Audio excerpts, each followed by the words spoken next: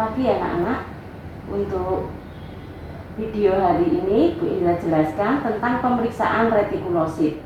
Kalau kemarin sudah mempelajari tentang teorinya, sekarang supaya lebih paham, kalian bisa membayangkan prakteknya seperti apa. Bu Indra akan jelaskan ada 3 metode, yaitu untuk pemeriksaan reti basah, kering, dan basah kering. Ya. Di sini yang perlu kalian perhatikan untuk persiapan terlebih dahulu. Untuk alat-alatnya, kalian siapkan untuk objek gelas, kemudian deglas, terus tabung serologi, pipet tetes, kemudian darah ETA dengan perbandingan 1 tetes ETA 10% dan 1 ml darah, kemudian larutan BCB atau Brilliant Crazy Blue. Ya, kemudian untuk lidi untuk mengaduk atau menghomogenkan, kemudian stopwatch untuk mencatat waktu pada saat kalian nanti untuk inkubasi, kemudian presiterem ya untuk menginkubasi darahnya. Nah, Bu Indra akan jelaskan untuk prosedur yang sediaan kering dan basah kering dulu untuk persiapan sampelnya atau darahnya. Kita buat suspensi terlebih dahulu. Ya, jadi ini digunakan untuk kering dan basah kering. Memungkinkan darah etanya kalian teteskan ke tabung dengan perbandingan sama antara volume darah dan BCB. Kita buat 1:1. Semisal darahnya kalian buat 3 tetes, teteskan secara tegak lurus. Kemudian BCB-nya juga sebanyak 3 tetes.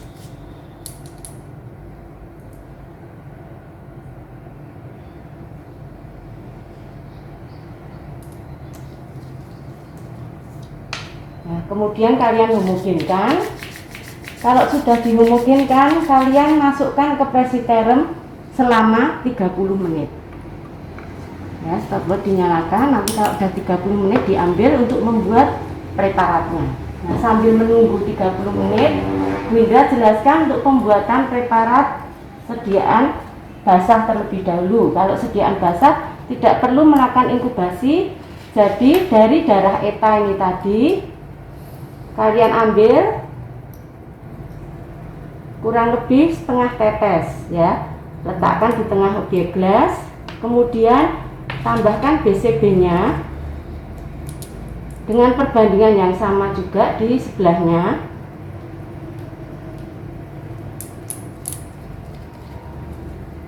Kemudian kalian ambil lidi untuk menghomogenkan antara darah dan larutannya tadi. Dihomogenkan dulu. Kalau sudah, kalian tutup dengan deglas seperti pembuatan sediaan ya. Sediaan di klinik itu juga ada ya, pemeriksaan mikroskopis. Kalian tutup dengan deglas ya, biarkan cairan sampai melebar ke samping, menutupi seluruh dari permukaan deglasnya. Ya, ini untuk yang sediaan basah ya. Kemudian Bu Indra sudah siapkan untuk yang buat sediaan kering hasil inkubasi setelah 30 menit ya. Setelah 30 menit kalian ambil, kalian siapkan objek gelas untuk membuat sediaan yang basah kering ya. Kalau sediaan basah kering ini untuk sampelnya dari suspensi yang hasil inkubasi. Terus pembuatan sediaannya, caranya seperti cara basah ya, maka disebut sediaan basah kering. Taruh di sini 1 tetes, kemudian kalian tutup dengan deglas. Tahu ya perbedaannya antara basah dan basah kering tadi ya. Nah, ini kalau yang basah kering hasil dari sediaan yang sudah diinkubasi dibuat sediaan yang basah. Nah, yang terakhir untuk pemeriksaan sediaan yang atau preparat yang kering dari hasil inkubasi tadi diambil 1 tetes, kemudian dibuat preparat agus. Letakkan di tepi objek gelas.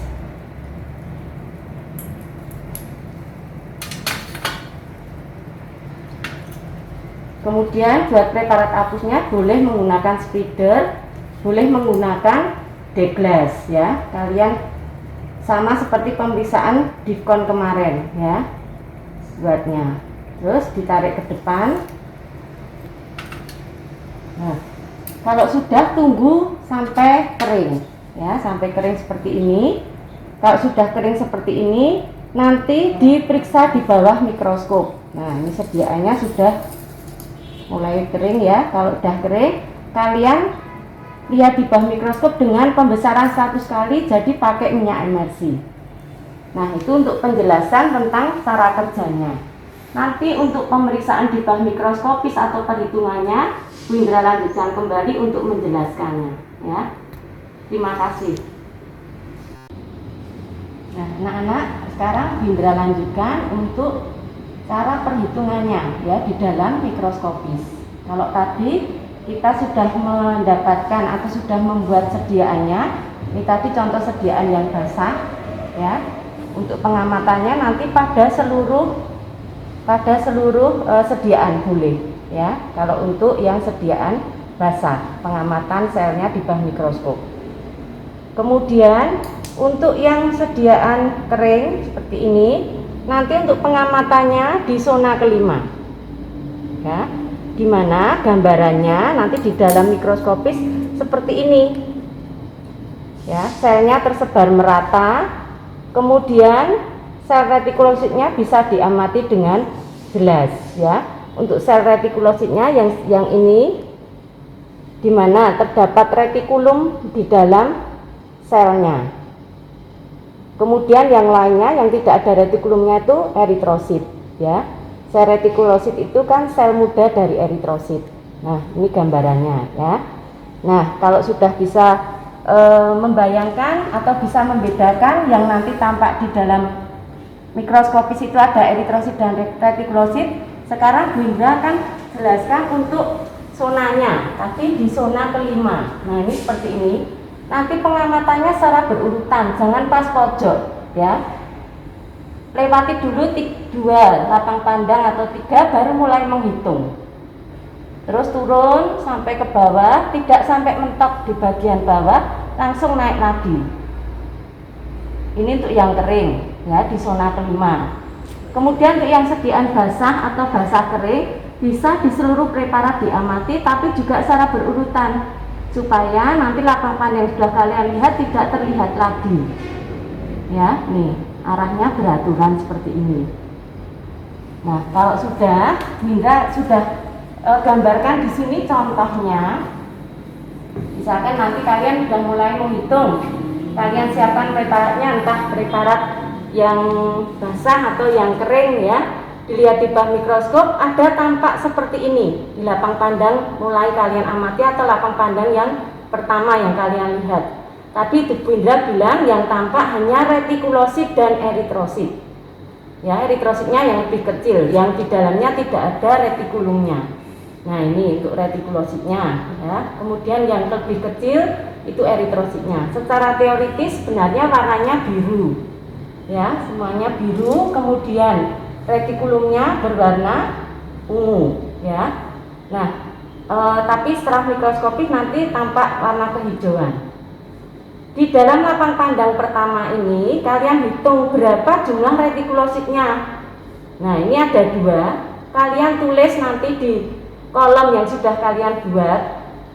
Pada prinsipnya untuk pemeriksaan retikulosit itu kalian menghitung sampai berhenti itu kurang lebih 1000 eritrosit ya. Nanti Bu Indra jelaskan. Nih, lapang pandang pertama ada 2. Nanti kalian tulis di kolom pertama. Terus di dalam lapang pandang yang ada retikulositnya 2, kalian hitung juga eritrositnya ya. Ini kalian hitung 1, 2, 3, 4, 5, 6, 7, 8, 9, 10, 11, 12, 13, 14, 15, 16, 17, 18, 19, 20, 21, 22, 23, 24, 25, 26, 27, 28, 29, 30. Ada 30 eritrosit. Kalian masukkan ke sini. Tadi retikulositnya ketemu 2, eritrosit dalam hapusannya ketemu 30. Sekarang kalian pindah ke lapang pandang kedua. Jadi kalian geser ya pengamatannya ke bawahnya. Nah, di lapang pandang kedua tampak gambaran seperti ini, di mana retikulositnya ada berapa? 1 ya. Nah, di dalam lapang pandang ini yang retikulositnya 1, eritrositnya dihitung lagi 1, 2, 3, 4, 5 dan seterusnya. Ternyata di lapang pandang kedua ini eritrositnya ada 40. Kalian masukkan ke kolom kedua. Retikulositnya ketemu 1, eritrositnya ada 40. Sekarang kalian geser lagi lapang pandang di bawah mikroskopisnya, ketemu di lapang pandang ketiga. Ternyata di lapang pandang ketiga yang tampak hanya eritrosit saja. Retikulositnya tidak ada, tetap dihitung eritrositnya, walaupun retikulositnya tidak ada. Dihitung 1, 2, 3 dan seterusnya sampai semuanya terhitung. Ternyata di lapang pandang ketiga ketemu 45 eritrosit. Kita masukkan ke sini di kolom ketiga. Retinya tidak ada, tulis 0 atau strip. Kemudian eritrositnya ada 45. Ya. Indra lanjutkan. Kalian geser lagi ke bawahnya ke lapang pandang keempat. Nah, ini Bunda sudah ambil contoh yang ada di lapang pandang keempat. Retikulositnya berjumlah 3. Terus R-nya dihitung lagi 1, 2, 3, 4, 5 dan seterusnya, ketemu 50. Lanjut ke kolom ke-4. Retikulositnya 3, kemudian jumlah R-nya 50. Indra lanjutkan supaya kalian lebih jelas lagi ya. Nah, di sini di lapang pandang kelima, retikulositnya ketemu berapa? Kalian lihat morfologinya yang reti ada 4. Kalian tulis 4 ya. Terus di dalam lapang pandang ini yang ada retinya 4, berapa jumlah R-nya dihitung? 1, 2, 3, 4, 5, ketemu misalkan 42. Kalian masukkan lagi ke sini 4, di sini 42. Dilanjutkan lagi ke lapang pandang keempat, ke-6 maksud saya ya. Ke-6 di sini. Ternyata retikulositnya tidak ada. Kalian tetap hitung jumlah eritrositnya ya, 1, 2, 3, 4, 5, ternyata ketemu 58. Kalian masukkan ke sini. Retinya tidak ada, tulis 0 atau strip, di sini 58. Nah, pertanyaannya kapan kalian menghentikan pengamatan? Tadi Bu Indra bilang sesuai prinsipnya plus minus 1000 eritrosit. Jadi kalian lanjutkan ke lapang pandang ke-7. Bu Indra tidak gambarkan, Bu Indra langsung tulis hasil di sini. Untuk lapang pandang ke-7 ternyata kalian ketemu reti 2. Terus eritrositnya dihitung, ketemu 110 ya. Terus di lapang pandang ke-8 ternyata tidak ada retikulositnya, tulis 0. Eritrositnya dihitung sampai 150 misalkan. Sudah Bu Indra catat ya.